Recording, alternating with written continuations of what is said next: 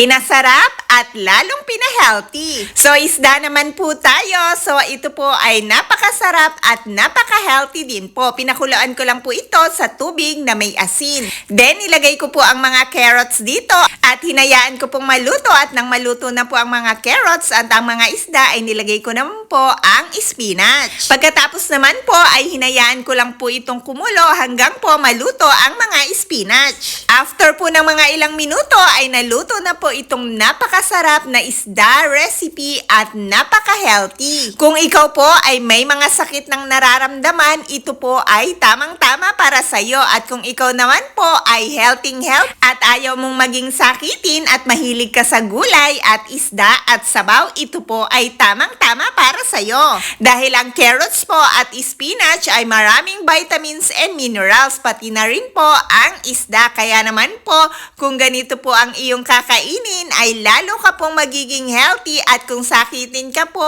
ay makakaiwas ka sa mga maraming sakit. Kaya po guys, piliin po natin ang mga healthy pagkain para lagi po tayong healthy at makaiwas po tayo sa napakaraming sakit dahil po nowadays ay pabata ng pabata ang mga nagkakasakit. Kaya po always remember po guys, eat enough and nutritious food to always be in good health. Napakasarap po talaga, sabaw pa lang po ay ulam na. Lalo na po yung mga sahog ng tong gulay at yung isda ay talaga naman pong mapapa-extra rice ka. Pero ako po ay kinain ko na po ng without rice dahil para po sa akin ay nakakabusog na.